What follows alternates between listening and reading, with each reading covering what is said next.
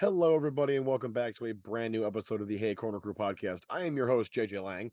With me, as always, are my two wonderful co-hosts. You know them, you love them, Nate, the little goon Foss, Up. and Dan, the Statman Scully. Nate looks like he's giving everybody the cold shoulder today for some reason. He's Tired. Nate's very, and we're gonna This weekend apologize caught now. up to me so fast. Yeah, we're apologizing now. Our voices sound like the second coming of death, so Yeah, I feel roll with that. okay. This morning I was a mess. yeah, mine is still recovering from yelling all kinds of things at Canisius, but we are not talking about them just yet. We have 4 games to discuss, 2 of which were played by the ladies. We are going to roll right into talking about them. I'm going to pass it to Dan, and we're going to jump right in. Well, we said that the ladies needed to pick up at least 1 point this weekend, and on Friday they did. They tied Mercyhurst 1-1. Big dub. I would say they played It wasn't pretty a dub. well. Hey, you know what? That's a point. It's a dub in our book. Oh my god, JJ. Anyways, I continue, have to Dan. teach both of you the concept of a tie, don't I? Yes. No, I understand it. I just No, I you refuse to don't. accept- No, I understand it. I refuse to accept it. Dan's like, no, you don't. I refuse to accept Anyways, it. There's sorry, a Dan. difference. So, I think the Tigers played well. I mean, there's definitely still room for improvement there, but one pretty big turning point in the game. Mercyhurst had the lead 1-0 headed into the third, and then in about halfway through the third period, I don't know about you guys, but this is, I think, the second time I've ever seen a disqualification penalty live. I mean, I've seen a few, but long Well, time ago. Well, Not in the women's game. you were there for Not the in the women's Canisius game. brawl, weren't you? Oh yeah. Yikes. I was that like one was 8. I brutal. was like 8 years old. It was beautiful. The only other one that I can think of that I've been there for was another kicking incident. I do believe his name was Jared Pike on AIC back in 2018. I don't remember that. I don't remember that one either. Nope. Mm-mm. I'll have I don't to pull remember. a box It could score have up and happened. send it to you guys later because Who knows? I'm Yeah, go for it. certain, but I don't remember that. The seasons just blend together at this point. anyway, Tigers had an offensive zone face-off in the third period. Kylie Mahoney got tangled up with Lindsay Maloney. Well, that's confusing. Oh, that's amazing. And after being tangled up for quite a while, the play ended with Mahoney kicking Maloney. And Oh, for anyone That's why that... my lighting felt off. Sorry. and now we need to teach Nate And- a lesson no, about interrupting people. And God said, "Let there be light." Continue.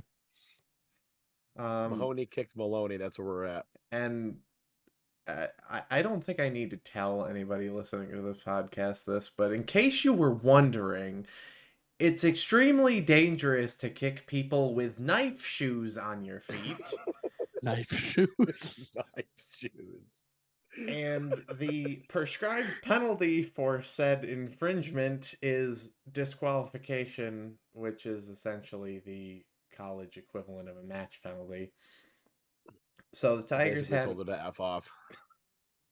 Tigers had a 5-minute power play. Mahoney was ejected and suspended for Saturday's game. On that power play, Jordan Bear would score the game-tying goal with assists from Lexi Sung and Kylie Aquero. And I know you guys weren't there because you were at Canisius, but I was nervous the entirety of overtime. And I was watching it. Yeah, on my we were phone. watching it from Buffalo. Yeah. I was terrified. I'll We tell you were all what very happy when we got a point. I will tell you what I told Ed on Saturday afternoon. I stood the entire overtime. I never stand in the press box. I also did that on Saturday, but we'll get to that later. Yeah, I would have jumped out of the press box had they scored. Maybe not out of the press box. The flying Scully, here he comes. It's got a zip line. A zip line straight over to the corner.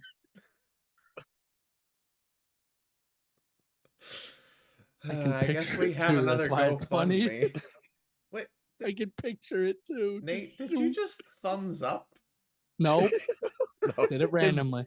We've been over this. Nate's Zoom just randomly does the thumbs up thing if he does the thumbs up in person. What is going on in Dan's corner?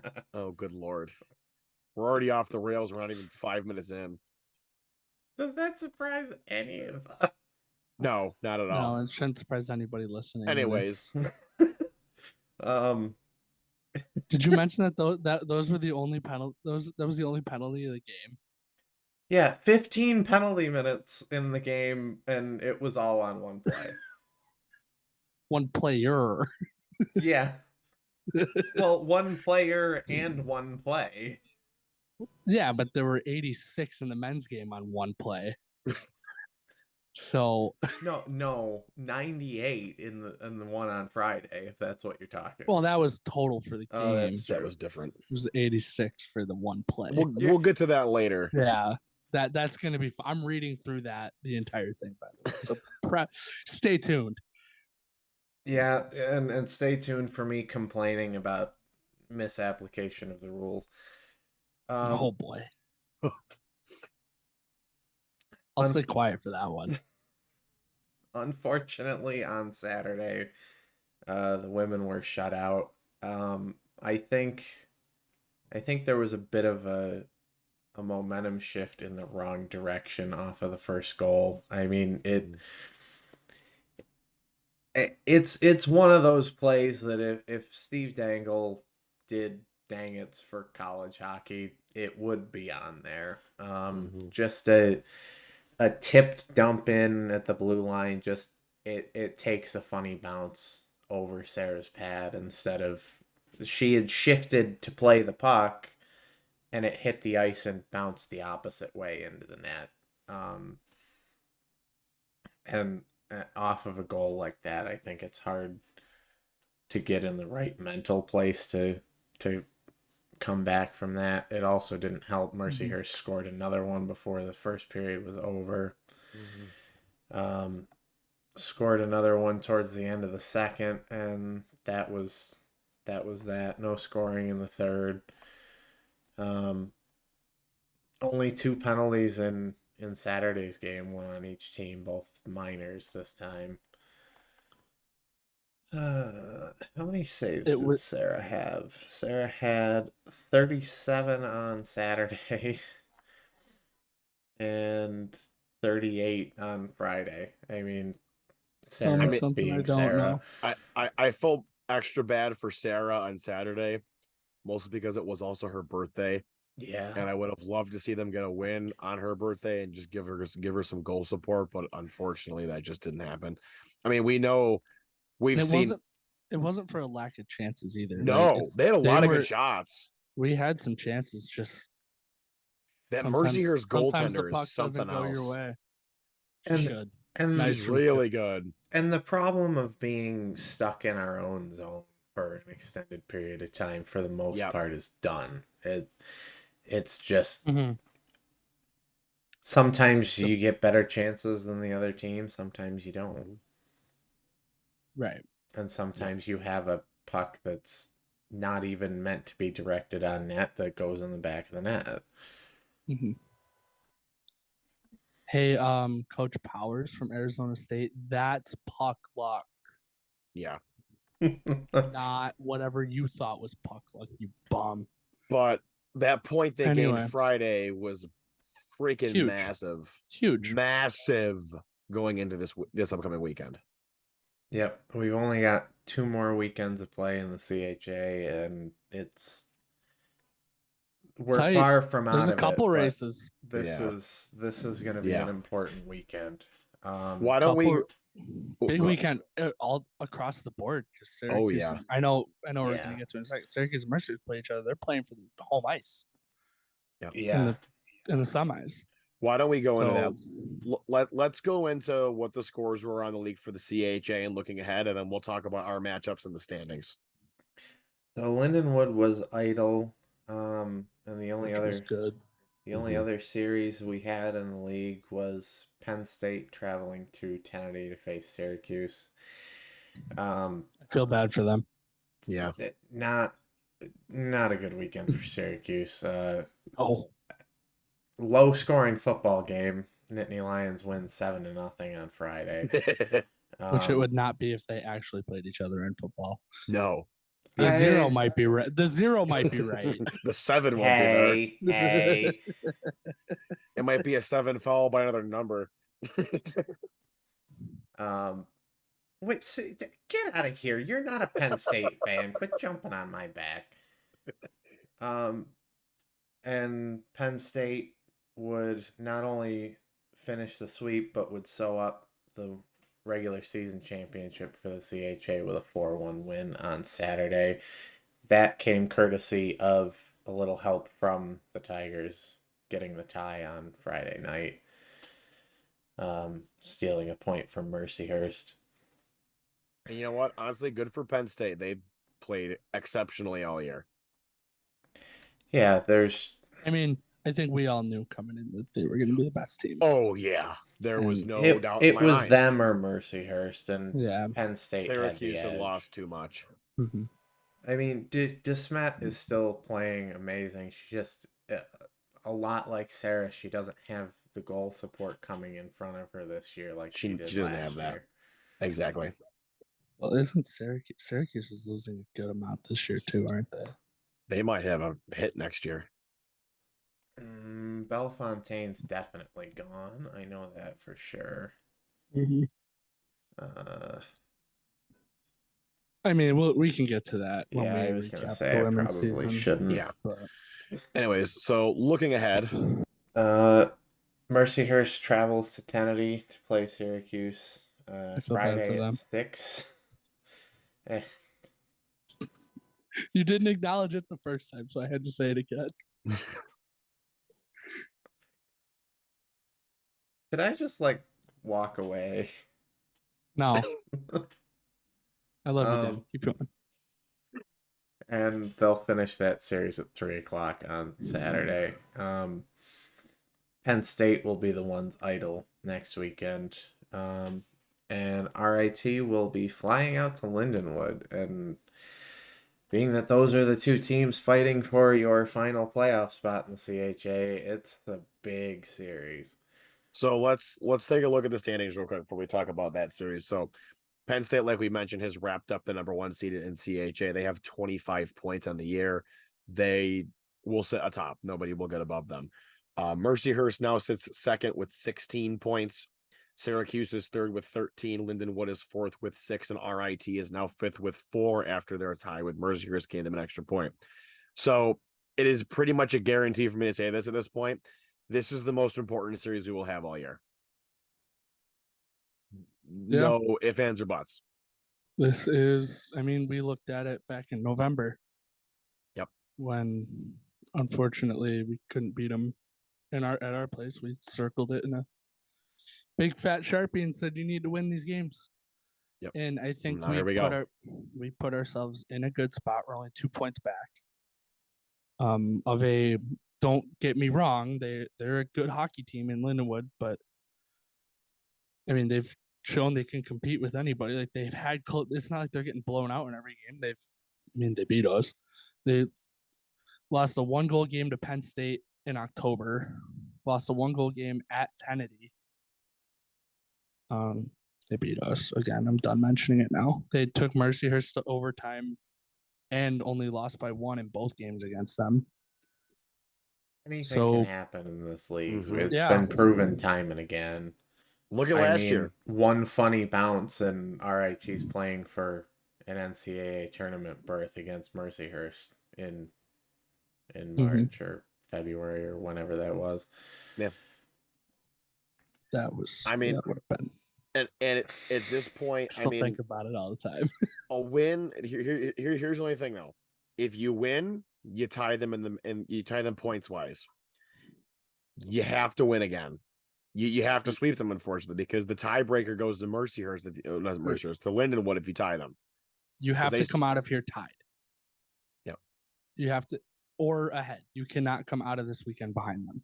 Well, you also can't come out of this tied with them because they swept us at home. If we split with them here, they have that. But hear me out. Then we only need a point against Penn State, not 2, which we've done or before. 3. True. Which we've done it. We did it a few weeks ago. Who do they have the week after that? Then I mean, I would rather just win both. Lindenwood has to go. Mercyhurst. Yeah. Do they They go have to there? come to Erie. They have to come to Erie. So I would rather just sweep them, honestly. It's well, yes, obviously that's the ideal. That's situation. the ideal. Or that's even the if we ideal. can take 3 points. If we take 3, we go into the last weekend of the year tied with them. Yep.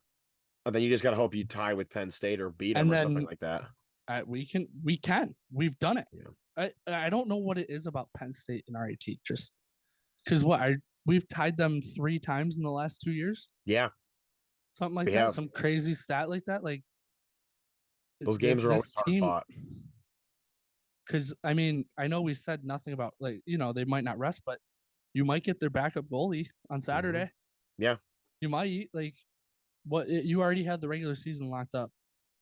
You have the 1 seed locked up. I mean, why risk an injury? Get your backup some playing time. I mean, make sure both your goaltenders are fresh, just in case your starter goes down in game 1.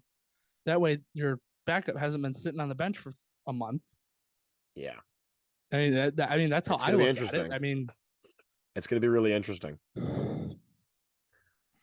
If you can come out of here with 3 or 4 points, I think you're in a very good position because I don't see Lindenwood, especially because Mercyhurst, again, could be playing for home ice. They're going to need those games way more. Yep. I mean, yeah, you're going to have a team up against the wall, but I mean, we've seen it. When Mercyhurst is rolling, they're good. Rolling. They're very good. My only fear is if they somehow lock the 2 seat this upcoming weekend, which I don't know if they probably could. They'd have to sweep. If they sweep Syracuse, they can do it. They're 3 points up. Actually, if they win 1 game, because Syracuse is idle the weekend after. Yeah, they're not. They're playing, but they're not playing conference. Exactly. Yeah, so it's Mercyhurst. Our best case close. scenario is Syracuse sweeps Mercyhurst. Yeah, because then that makes the Mercyhurst games matter for them. Yeah, because then they have to win. Just take care of business. Go down there. That should be what we should be saying. You can beat that. I will say this: we should have beaten Lindenwood both games. Yes, we should. Their goaltender played amazing, outstanding. If I'm remembering the games correctly. And that's the thing about this league. There's great goaltending across all 5 teams. Everywhere. Oh yeah. I mean, DeSmet, Sarah, who's Mercyhurst's goalie? Yeah. They're all fantastic. I mean, game 2, you gave up a goal with 50 seconds left. In a game you should have won. Mm-hmm. In a game you outshot them. I mean, it was what it was, but that's a game you should have won. So you can beat this team. Mm-hmm. So yeah, it's going to be a big one. Huge. It's a big weekend. Let's go to our predictions real quick, and then we will keep on rolling. We'll start with Dan, go to Nate, and with me. I think we're going to see exactly what we saw in this Lindenwood series last year. This time last year, we're going to get 3 points. Yeah. I'm going 3. I'm going to say I'm saying the full 4. I have nothing but faith in them. I think they can roll in there and take 4. I definitely think they can, and I'm going to be very optimistic and say that's going to happen. I'm not saying they can't. I think they are fully capable. The travel sucks. Yeah, the travel's going to be rough. That part sucks. That's why they're leaving a day early. If you can steal a point on Friday, you set yourself up great for Saturday. Yep. Have to. Because if you get the Or, I mean, you could win Friday too. I'd be happy with that as well. I'm not saying they have to tie on Friday, but No, but you need to get at least 1 point. Yeah, well, you need 2. Yeah, No, you need 3 because if you only get 2, then they get 2, and then you have to sweep Penn State. But that's not gonna happen. Which, unfortunately, I'm sorry that they're we're realistic insane. here. I mean, it could. It I've very well could. Who knows? Especially if Penn State decides to just rest everybody. Who knows? Right, and like you never know what their mentality is going to be coming into that weekend either. So, no, they might just. I mean, like Dan said a few weeks ago, they might decide to just put the pedal to the metal and just run us over because they feel like it. I was going to make a big cat analogy, but like Penn State's also a big cat, and so is Lindenwood. So I'm not going to make the analogy anymore. Lions and tigers and bears. Oh my. Oh my.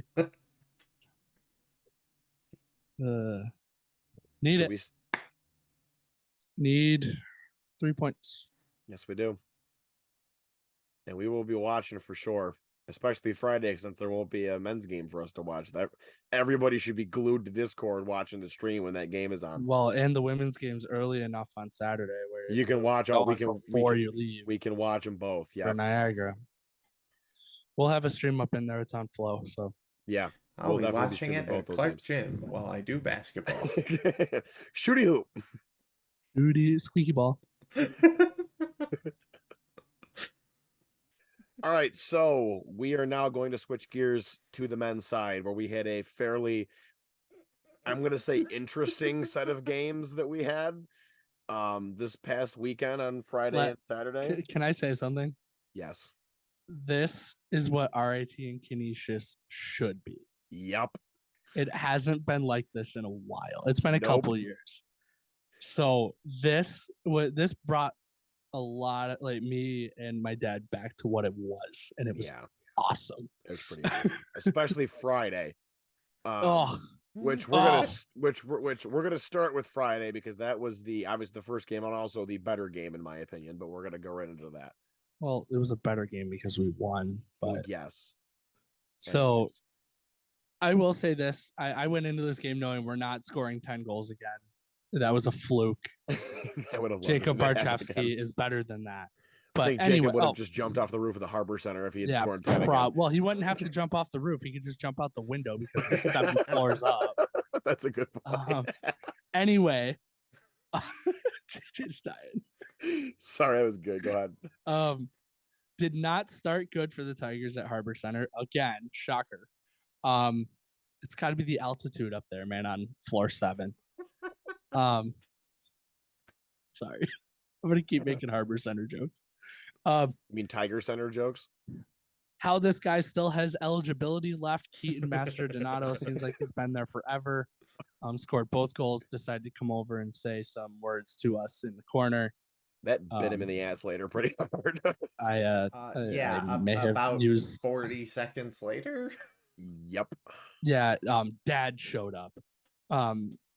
Cody Laskowski, aka Jacob's father, showed up. His 4th goal on Barchevsky this year. He only has 10 goals, and 4 of them came at Harbor Center. Like Cody Laskowski, talk about Harbor Center.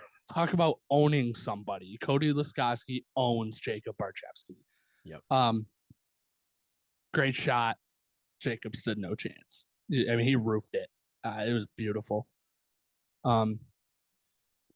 And then Petrucci, good to see him get one, tied the game a couple minutes later on a kind of a weird play. The puck was just bouncing around the slot. And it was a really funky goal. His shot is ridiculous.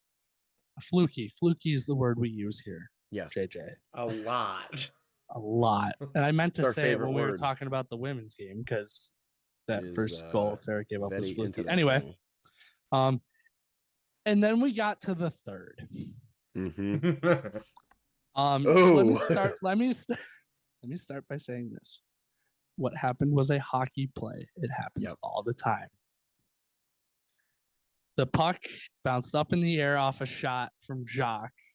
Barchevsky dove out of the crease to cover it. And according to the Canisius play-by-play people, they wanted him to defy physics and not hit Barchevsky in the head, even though he was going full speed He was like feet from him. He wasn't. He couldn't have after gotten out of the way. Barchevsky slid into him. Now, if you watch the replay in slow motion, you can see him like try to move, realizes he can't. So my thing is, what do you want him to do? If he snows him, he gets his butt kicked. I almost said something else. If he kicks him in the head, he gets his butt kicked. If he jumps over him, he could hurt himself. So what do you want him to do? And Like, jumping with knife shoes is not a good idea either. yes, as we knives. Jumping with knife shoes. Anybody wants to call hockey players soft? Yeah. They wear knives on their feet. Anyway, and so Calvin Boots ended up, according to the Canisius guys again, he kneed him in the head when his head was at his toes. In fairness to the Canisius players, they didn't get to see it in slow motion before they, That's a good No. point. The commentators, not the players.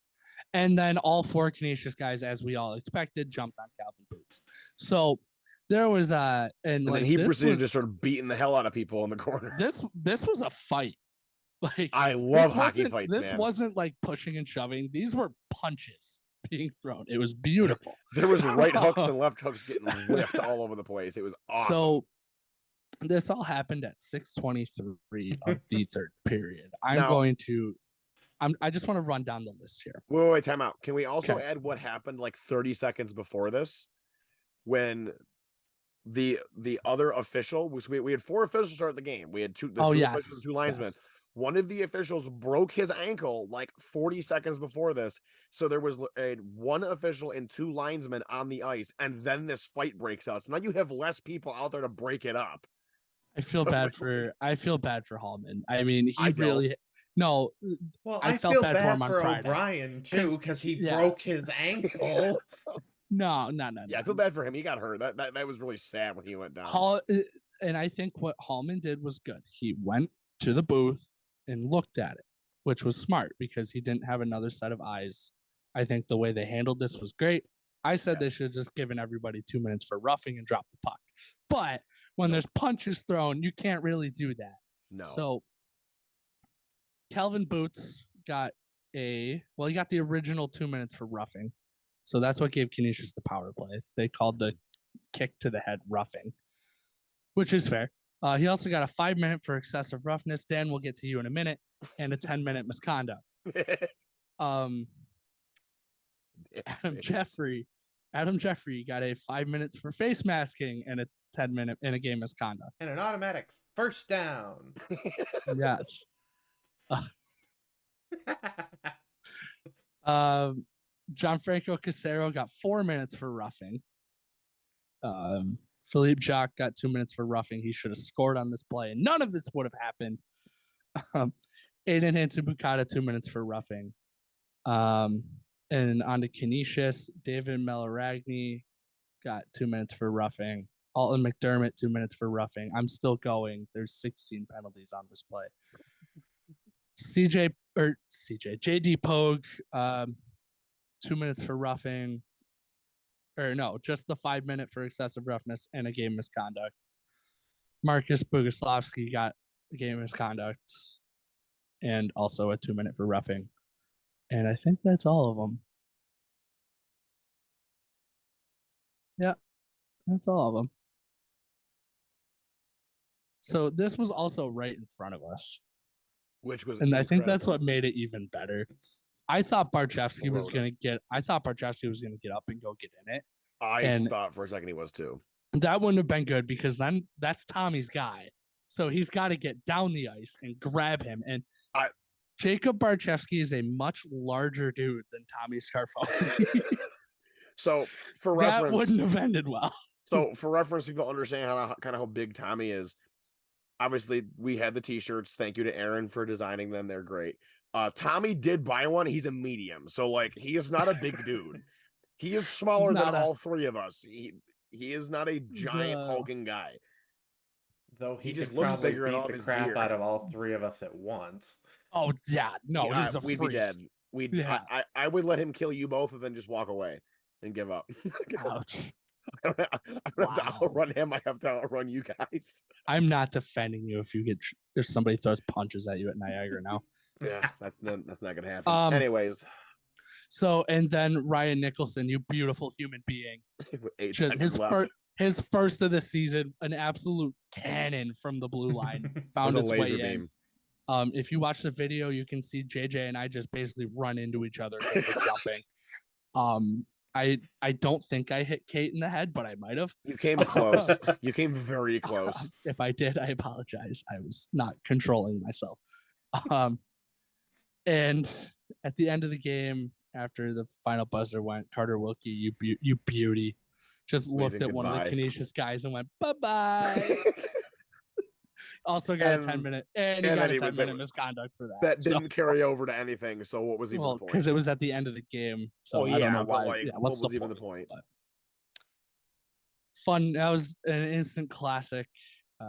Classic good. RIT Canisius. 26 saves for both goaltenders. And I said in Discord today, this game it was Friday, a great hockey game. It was a great hockey game. That Friday game reminded me of the last game at Dwyer last year when Wilkie scored with 12 seconds left to put us up by 1. 7. Yeah, 7. Like that game was just that reminded me a lot of this. A very, very close, hard fought game. Shout out to everybody that braved the cold and came out.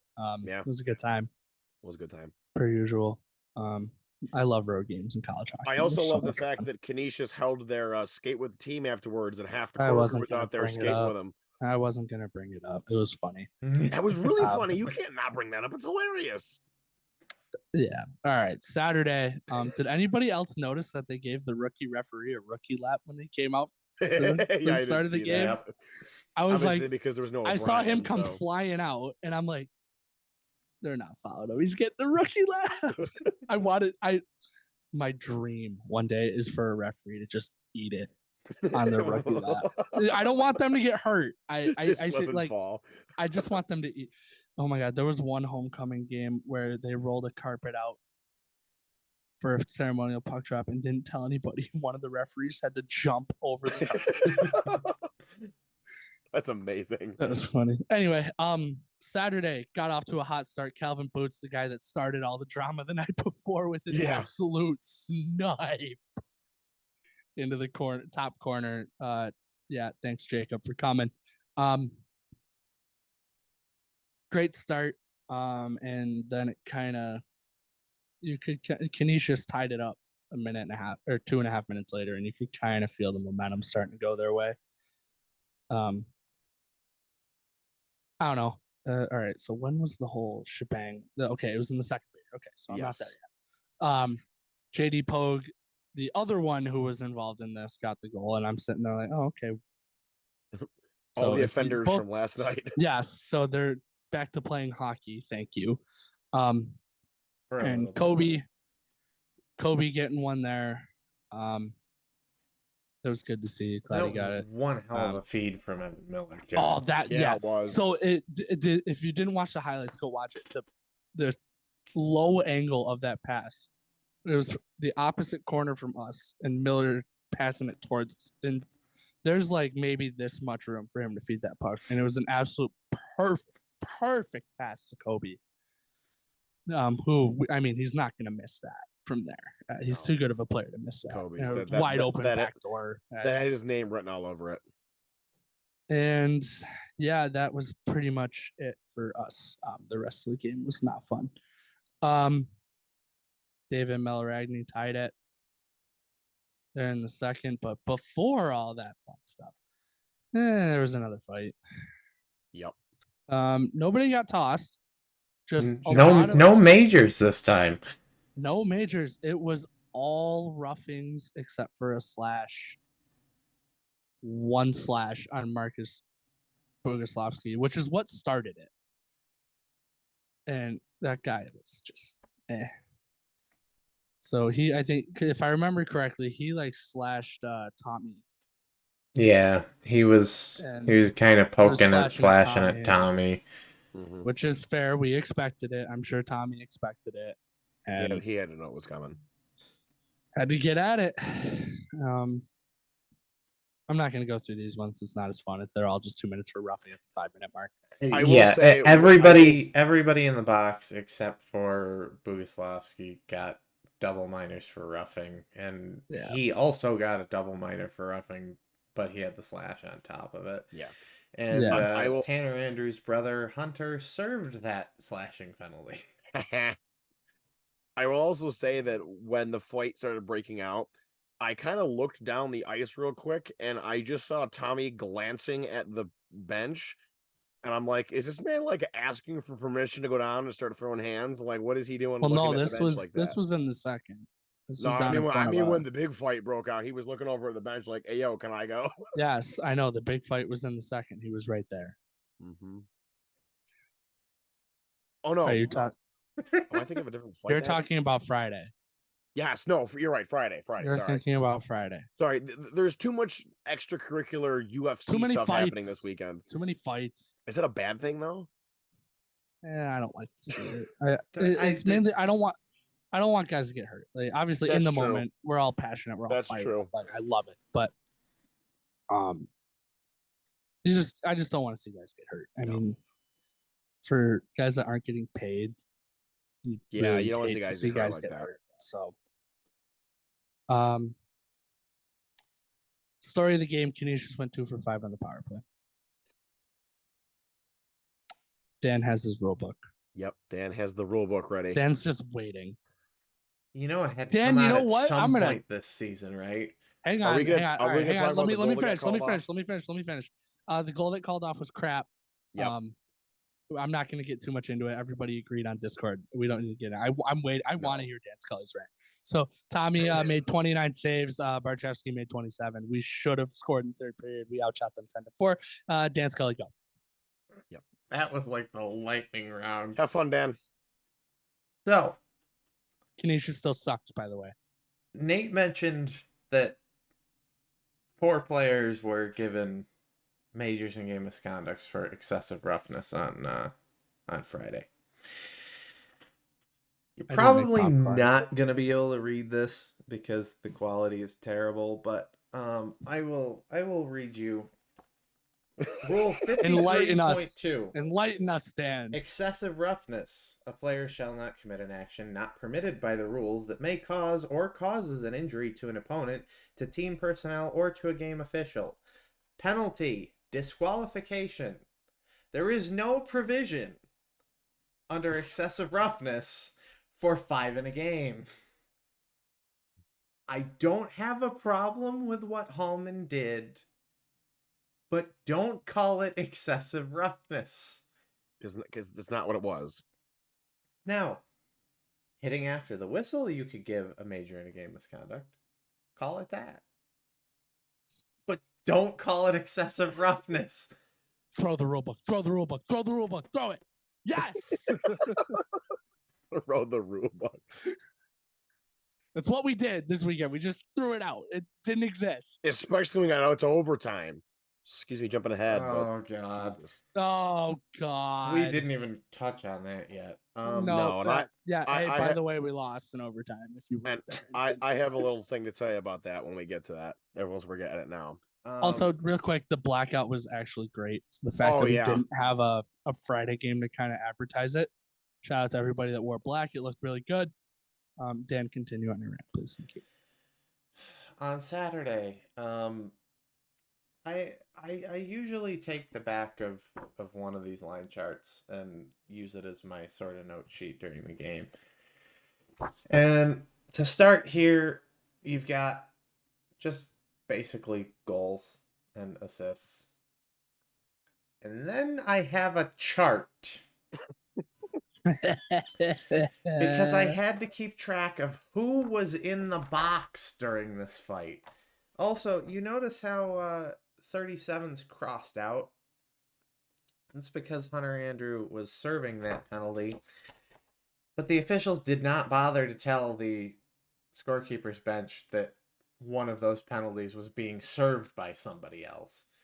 So I get off the phone with our replay official, Steve Nelson, and I'm trying to help Kevin input these penalties. And Evan and Tim are trying to get everything that's happening while we're figuring this out down on paper. And I realize, well, Canisius has one more player in the box. There's no way that everybody in the box has double minors for roughing. I call back down. Steve says, we weren't told anything about this, but let me look on the replay to see who wasn't in the altercation. I would have loved it if he just leaned over and asked, like, "Hey, who wasn't throwing punches?" And Hunter just goes, "It was me." I mean, it would have been a fair question, but I don't think Steve Nelson's listening. But Steve, I don't see you as the type of person that would want to ask that question. Probably because there were still being some words exchanged back and forth between the two boxes. Oh, I am sure that they shut the set doors between the boxes. They Yeah, had to. No shot. and that doesn't help. No. Doesn't help. I mean, shout out to everybody that I work with for That somehow keeping us up with that. That was when everyone was saying on Friday, "Oh, live stats haven't updated in like 4 minutes of game time." I'm like, yeah, I can tell you exactly why. And then it happened to us. I love hockey. So the chaos. What other sport do you get? Like, what other sport, man? Maybe box lacrosse, but that's basically hockey. The same thing. Yeah. No, Same it's thing. the same thing. Yeah. Yeah. Then you've got the Spencer Berry penalty situation at the end Yes. of regulation. It was a penalty. I'm gonna start there. It was boring. Yep. Mm-hmm. Yeah. Do you hear me arguing the actual penalty? Nope. However, he 100% sent that guy into next week. Nate or JJ, would one of you like to explain what was wrong with how this was handled? So, from what my understanding, from what was explained to us from various people familiar with what happened, was regulation ended with no penalty being called, correct? No, I mean, it looked like they were going to take Barry to the box, but it turns out the linesman was just escorting him back to the RIT bench. Yes. So no penalty was called. There was no anything signaled for penalty, nothing. As soon as I didn't see an arm go up. Nobody's arm went up. As soon as there were no arms regulation ended, CJ Hallman, the head official, skates over.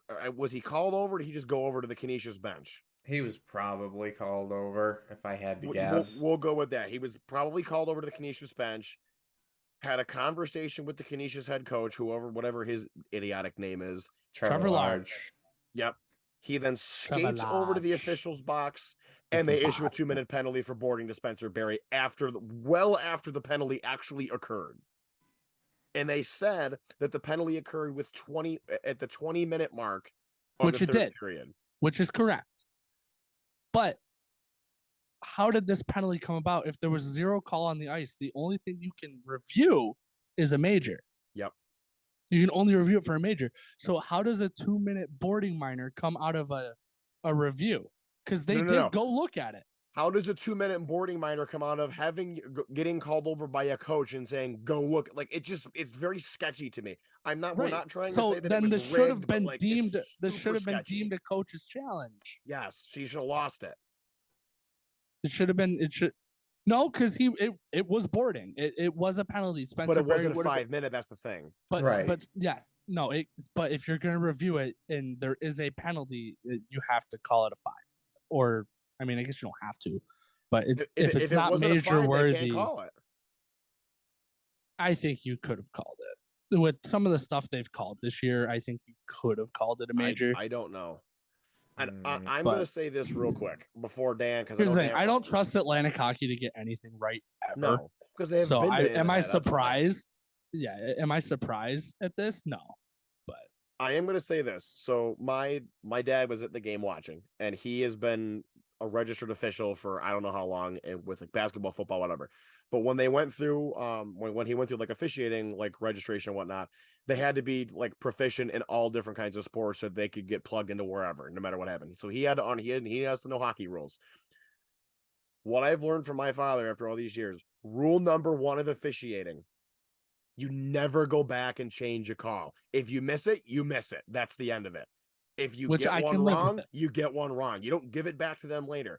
The fact that no one's arm shot up when that happened, you do not then get to go back and call that later. No, sorry. That right there is textbook. You are a crap official right there for that. The fact that you go, oh, we missed the penalty, get called over to the other bench, and it's like it's not 5-minute worthy. You give out a 2-minute roughing. No, I'm sorry. Which you can't do. That is I absolutely think it's asinine that more even the fact occurred. that they didn't.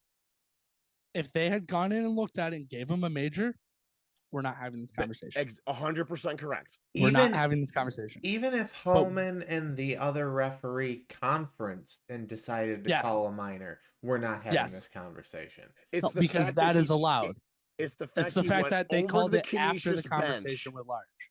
That right there is just like that. Just like I put the gif of my spidey senses are tingling this morning in Discord of like that whole situation just made my skin crawl. Like it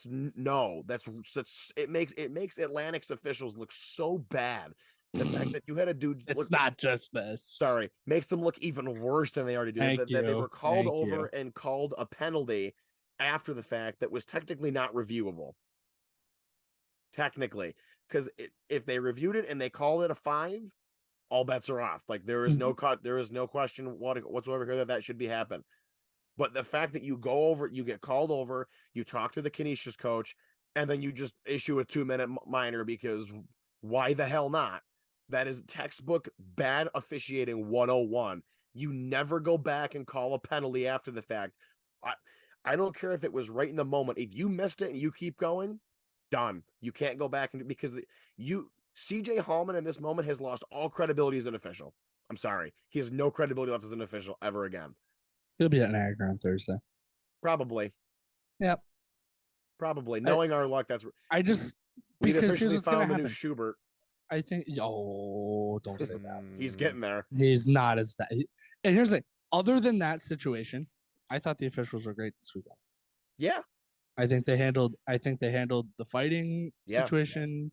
And I'll give Hallman credit for how he handled it on Friday, especially after O'Brien gets hurt and now he's down a guy and you got to break up this massive brawl. Like give him credit for that, but I'm sorry, that Saturday, that end of that third period is inexcusable, and you have no credibility left as an official after that. None.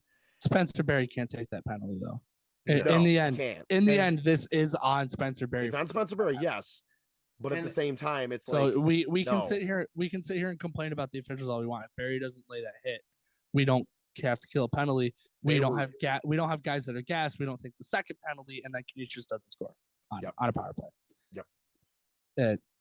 And the Wilkie penalty is also another one that you can't take that penalty. No. I mean, they were playing. You got to know who your goaltender is. The Canisius guy was going in on a break. I trust Tommy Scarfone to make a save when we need one. I do. I haven't been able to say that about a lot of goaltenders in recent years with us. But like, you don't need to trip that guy up. No, you don't. No. And I mean, it was a heck of a shot from whoever. I already closed the box for whoever scored for Canisius was. It from my angle, it went. It kind of like dropped behind.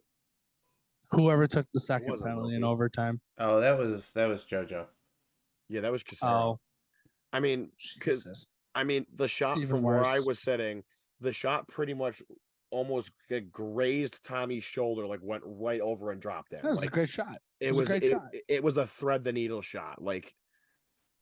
But I mean, shout out to Andrew Keller in Discord for also saying it was nice of the Canisius fans to salute the only people that show up to their games at Harbor Center after this game Saturday. Losers. Got 4 points, still got the most points in the weekend. So there was also a lot of other action around Atlantic hockey besides just us. So I'm going to pitch it over to Dan, and we're going to go to our scores around the league for Atlantic. Never mind the fact that I just had the Zoom UI pop up because I moused over it and I'm the one recording. So the league week started with AIC's patented Thursday home game. They lost 4-2 to Sacred Heart.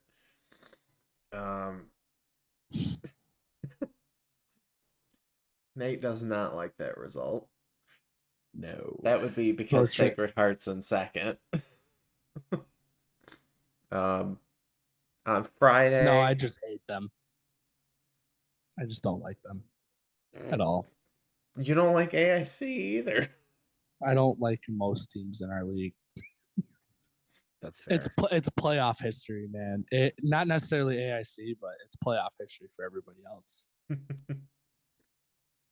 On Friday, Army beat Niagara 3-2 in overtime at Niagara.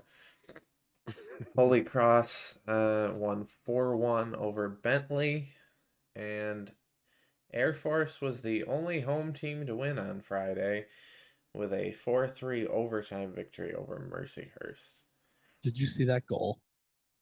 I saw that everyone was going crazy over the clip, but I haven't actually watched it yet. I'll send it to you. It was filthy. I don't know who scored the goal, but they made Carson Briere look like an idiot, and that's what I love about it most. That's my favorite part about it. Not gonna lie. Oh, I don't like him. Holy Cross secured 5 out of 6 from Bentley with a 3-2 overtime win on Saturday. Air Force did the same with a 4-2 victory on Saturday. Probably didn't need to say on Saturday again. We'll get to that in a minute. Jump Bentley too. Yep, we'll get to that in a minute. Which is big. AIC finished the home and home with Sacred Heart with a 4-1 win at Sacred Heart's new barn. Dump. I'm not talking about the next game on the list. Nope, skip it. Army and Niagara tied, with Army winning the shootout 1-0. Army dub, good. Mm-hmm. We're not having this argument again, Nate. Army dub, good. Tuesday. Yeah, Tuesday, because this week is really weird, and it's gonna be fun. You guys might not it is. be listening to this till after the game I'm about to talk about is over. Sorry, Zoe. Hey, who knows?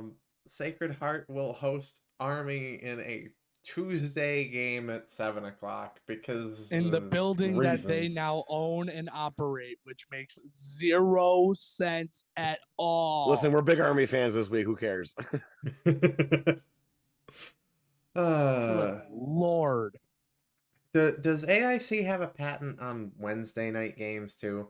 No, but this one is weird. This is dangerously becoming a CHA week. yes, but at least that CHA week was weather affected. And this is just schedule. This is just God Almighty. This is just horrible. Bentley has the AIC on Wednesday at 7:05 because reasons. Because why not? And leading into another because reasons.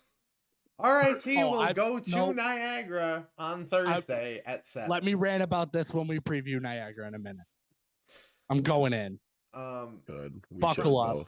Friday, Army will host Holy Cross at 7 p.m. Are you guys? JJ, what are you laughing at? I'm sorry. This man goes, buckle up. I'm just like, I feel like I'm watching a trailer for Fast and Furious 5. So, are either it's Niagara week, baby.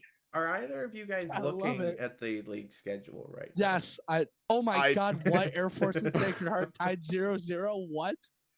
No, it doesn't even say 0-0. There's nothing there. So, Air Force will head to Sacred Heart on Friday. Can we see that for a game to start at final o'clock? Final. Absolutely horrible. Cocky, man. They're so dumb. Actually, I know why. I think no, that's a separate incident. I thought that This might is have had awful. something to do with putting box scores in wrong, but that's a different incident. Ugh. There's also no Flow Hockey link because it says final. Game's over. Nobody wins. Yay. Oh my god, we need out of this league so fast. Todd Gives Bell, me we love you, migraines. but Yeah. this is Oh too my funny God. not to laugh at. Do you think he listened? No shot. I hope No shot. not. I hope not. and Todd, if you are listening, I'm very sorry. We're not coming at you. No, we're not. You've been a great asset to the league. Yes. You're incredible. Thank you for all you've done. Just not in this instance. That game between Sacred Heart and Air Force, according to Sacred Heart's athletic website, is supposed to start at 7:00. Thank you. I will absolutely wet my pants laughing if that game ends in a 0-0 tie. Then we can Air pull Force out get the extra rig. point at least? Can Air Force at least get the extra point then? No, If just the that's shootout gonna happen? just doesn't end. They just get no points. They go 30 rounds Yep. and they just decide to call it. Like neither of you deserve to win. Yep. All right, you fools have got enough. We're done. I'm gonna head out. Oh my god. AIC will finish the Wednesday, Friday home and home with Bentley Yes. at 7:05. Gross. That's what I And- want next year when we play Canisius or Niagara. I want a Wednesday, Friday home. And they wonder why Canisius- nobody goes. Canisius will hey, isn't Canisius and Mercyhurst normally a home and home too? Why is Usually, Mercyhurst hosting both of these games?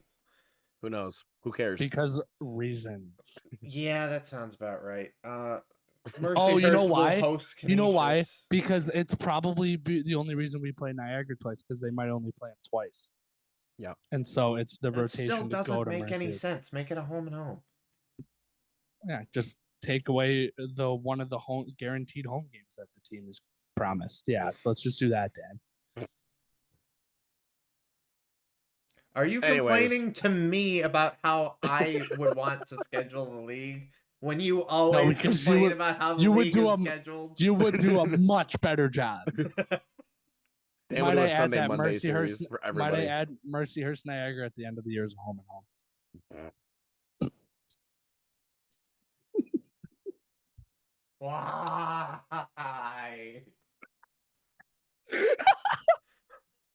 This is going to be the longest and most out of control, This is chaotic gonna be the podcast be- of all time. What do you expect for Niagara week? That's all I gotta say. Facts. Saturday. Anyways. Holy Cross is at Army to finish the home and home at 4:00. Canisius is at Mercyhurst to finish the not home and home at 4:05. The home and home that should be a home and home. RIT goes back to Niagara on Saturday because reasons at 7:00. And Air Force finishes their series at Sacred Heart that they already have tied one game of at 7:00. And how far do we want to go down this list? Just do it. Just do it. Who So cares? we don't Monday know. the 13th, Canisius heads out to Air Force because Reasons. this is the weather affected part of the Yeah, schedule. this is the weather part. Yeah. Canisius will play Air Force at 7:05 Mountain. This is a game that should have been played on December 30th. And on Valentine's Day, Tuesday the 14th, Air Force will finish that series with Canisius at 7:05 Mountain for a game that should have been on New Year's Eve. Do I read the Thursday, February 16th game? No. or- No, leaving it there. we'll do it before then. Yeah. Okay. So obviously, So Canisius and Air Force have to play 4 games in 5 days, both while flying to Colorado on Sunday yep, or late Saturday big night. oof to them. Oof. Let me go over the standings real quick because a lot changed after this weekend. What did I say last week?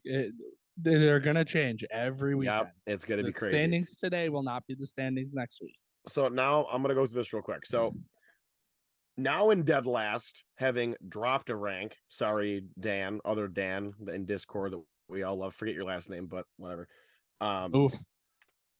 Bentley is now dead last with 18 points. Air Force jumped them to get to the 9 seat with 18, but they have one more conference. They have 6 wins in the conference, whereas Bentley only has 5. So that's where they get the tiebreaker from, according And to 2 games CHN. in hand. That as well. Canisius still remains in 8th with 22 points. Niagara is now in 7th, dropping 2 spots with 27 points. Good.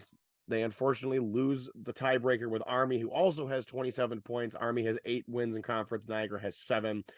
Mercyhurst has 29 points, not 29 wins. Jesus, could you imagine that?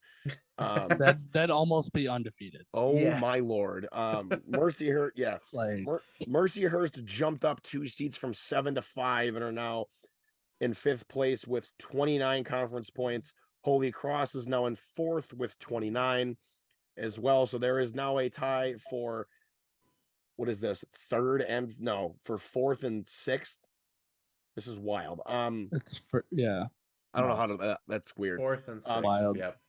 AIC remains in 3rd with 34 points. Sacred Heart remains in 2nd with 39, and RIT is still lonely at the top with 48 conference points.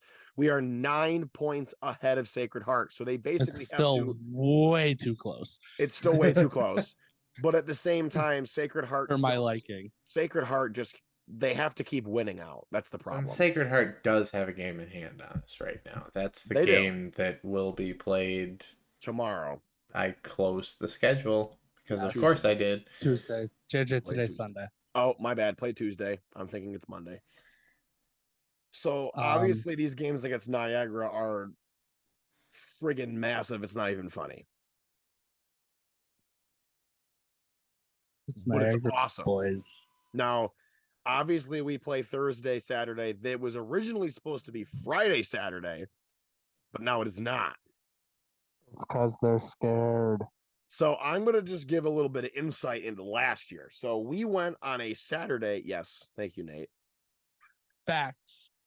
We're speaking Eagles only aren't facts purple. this weekend. So last year, everybody might remember that we played. Shout out to Aaron for this, by the way. This is amazing. Aaron Huss. I texted him about it a few months ago, and I said, this is exactly what I pictured. I didn't even describe what I wanted. It's an anatomically correct eagle, because if you haven't realized, eagles aren't purple. Yes, that's why I call them the chickens. Anyways, so last year, you all might remember that we played them originally at 2 home-and-home series against Niagara. The first one we played them on a Saturday. We brought, 100 people out there? We all drove ourselves? Probably like 50, 60. That's more than that. That Saturday game, it was close. It was probably like 80. No, we had more at the Friday one. That's true. So we brought an absolute slew of people. One in overtime, correct, or regulation? That was an overtime. 6-5. It was either 6-5 or 5-4 in overtime. Yes, it was an overtime win. The Niagara Athletics Department then apparently saw the writing on the wall, and from what I know from people that go to Niagara University, moved their senior night up a week because they did not want it to be against us. They were terrified, and it ended up backfiring on them because the C block rolled up, and that was just probably even worse for them, considering what almost occurred. C block and corner crew team up to crash a Niagara game when? Dude, next week. It'd be like the Power Rangers, dude. Next year. Bro, Next like the Power Rangers. Could you imagine that? The Megazord of the C block and the corner crew joining forces. Anyways. I may or may not have mentioned it to the C block president once or twice before. Good. I wonder how you know said person. I wonder. So like midway through the season, like we were in like November, I think it was. They just inexplicably changed the date of the Friday game to a Thursday.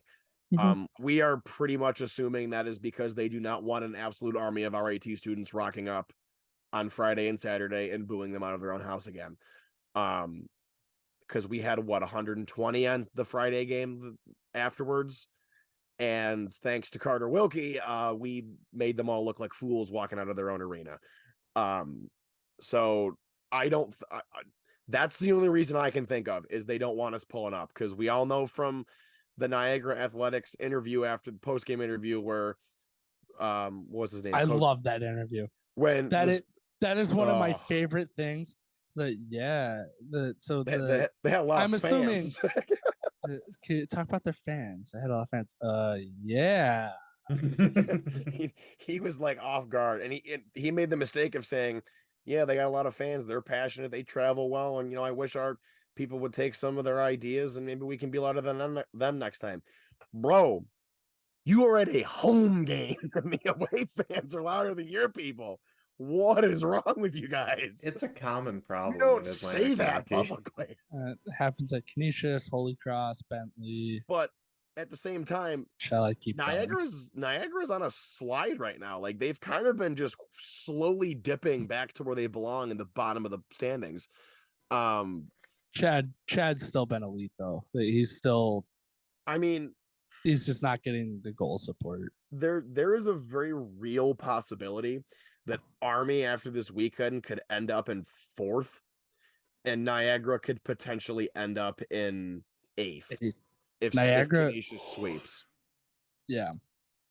So it's gonna be, which I don't know about you guys. I would personally rather kick the life out of Niagara in the first round just for fun, and then play somebody else after that. I don't know. I haven't seen them. I haven't seen them play yet. Fair. I was gonna say I would wait to see what we do against them this week/weekend before we talk about kicking them around. Right now, the one team that's in the bottom of that I'd play over everybody is Bentley. I mean, yeah, and we have them the week after this. Yeah, so I don't know. But a little on Niagara. Yes. It's their typical contributors: Ryan Cox, 10, 10, 20. 10 goals, 10 assists, 20 points. Shane Ott, 19 points. He's got 15 assists. Carter Rancliffe, 17 points, 11 goals. It's their typical contributors. How do these guys still have eligibility? Chad Veltri, 12 wins, a 2.9 goals against, a 904 save percentage. He's got 12 wins on the year, 2 shutouts. I hate him. He's our son. I'm going to make Chad wish he wasn't born after this weekend. You also said that about Jacob. Yeah, and we were in his head the whole weekend, too. We already know that. So, when we scored, he was so mad. Oh, anyway, and when his girlfriend's dad came down to the corner and we didn't to take a picture of the whiteboard. So, Dan, you weren't there. The greatest thing happened. So, I'm down in front during the second intermission, just talking with people, and I see coming down the stairs is a guy in a Canisius hoodie and hat. I'm like, oh God, here we go. So, and he's like pointing at a whiteboard. I'm like, oh geez, who did we offend? And then he goes, I want to take a picture of it. And I'm like, and then so we grab it and we hold it. I'm like, wait, and I put my hands in front of it. Like, wait. Who are you? Because you're obviously like a parent or something, right? And he goes, yeah. I shouldn't say it. I'm the goalie's girlfriend's dad. And JJ and I just lost our minds. I was saying we've reached the pinnacle. Yeah. Oh my God. This is the top. It doesn't get better than this. Because now you really know that Jacob has seen this. Yes. Jacob has he was definitely showing it like that afterwards. Oh yeah. He was standing outside the locker room like, hey, look what they did if you didn't see it. Anyways, I know. I saw it. We're gonna have to do that every single game.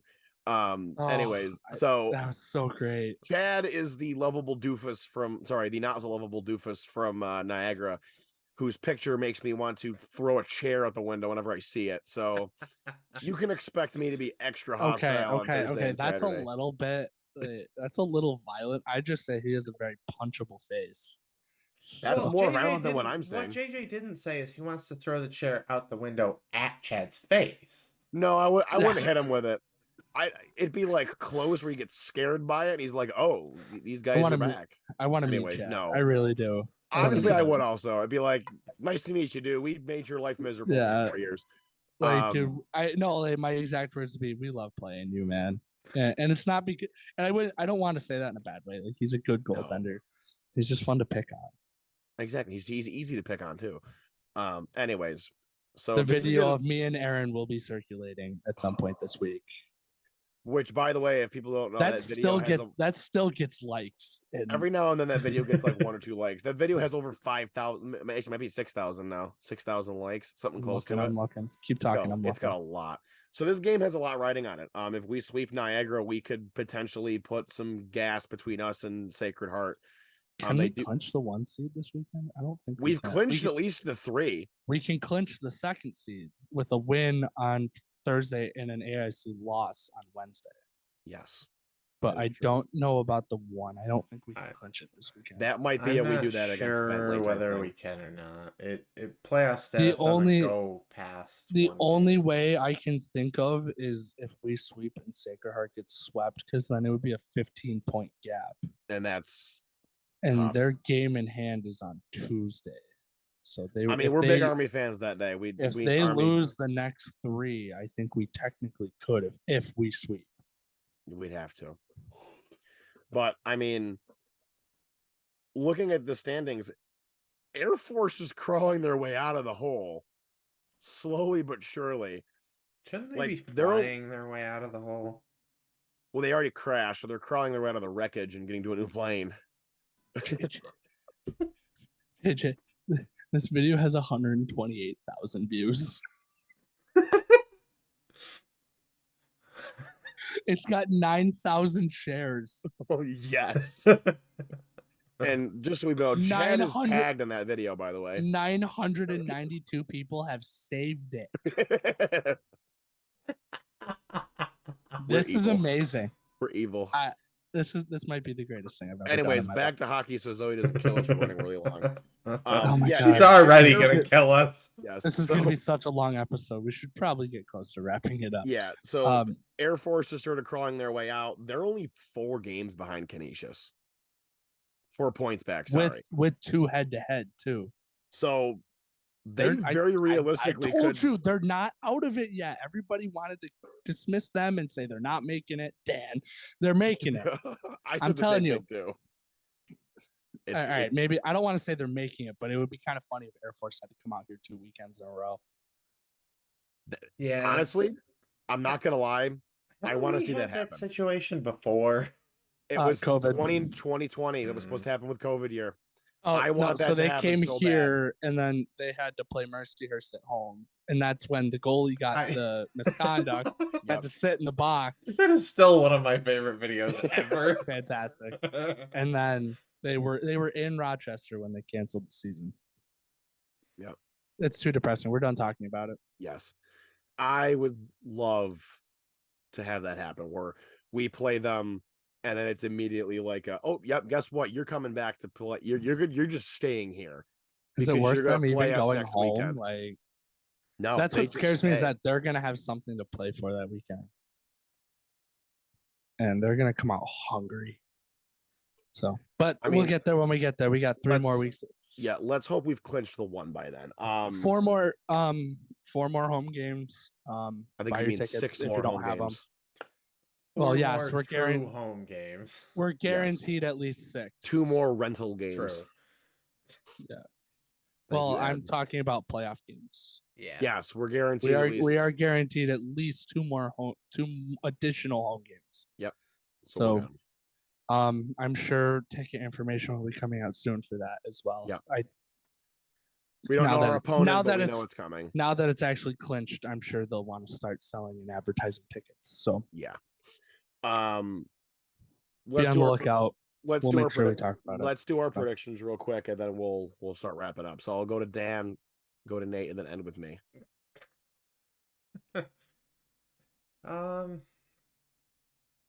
This is a tough one, to be honest with you. Mm-mm. Well, nope. So Nate's saying 6 points. JJ's saying 6 points. I'll go last. Facts. Nate, don't put finger guns to the Eagles' head. We've already threatened Chad enough. Sweep. I don't have my broom. Sweep. I'm gonna go 5 out of 6. I'm going sweep. I'm saying sweep too. I really do think it's gonna happen. The only Eagles that are gonna win this coming weekend are the ones from Philly. The Philadelphia Eagles. The Philly Eagles, baby. I hate Go the Chiefs. Birds. Anyways, yeah, I think Niagara's on a downswing. I think they peaked in the beginning of the season and they've been leveling off to where their talent actually is.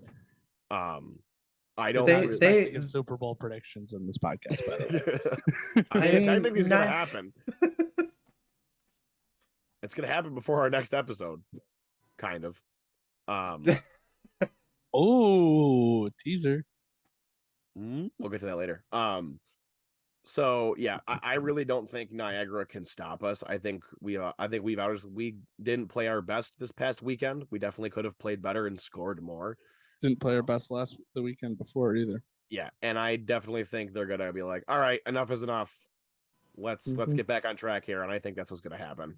Remember what happened the last time we didn't play well 2 weekends in a row? We put up 10. Yeah, so I definitely think that's. I don't think 10 is. I'm not saying we're gonna put up 10 goals. No, if it does, that is not what I'm saying. If that does happen, Dwyer will fall like that night. There will be nothing left. As long as it's on Thursday and not Saturday. Agreed. Dan, are you coming Thursday? Probably. Did Skull yet a men's away game? The Statmobile will be mobile. Let's go. So you get to hold the Eagles aren't purple. So I'm sorry. I love this. This is great. It's pretty awesome. It's Remember fantastic. when we said we should probably start wrapping this up? Yeah, Nate, shut up. I hate Niagara. I can't stand them. I'm so excited. So with all that, I will make one last announcement. There might be an interview coming this week. I can't say if there is. I can't say which team it's from, but there might be one coming. It might be dropping Thursday or Friday. So I don't know. I mean, anything's possible. Who knows? I'm gonna just leave it at that.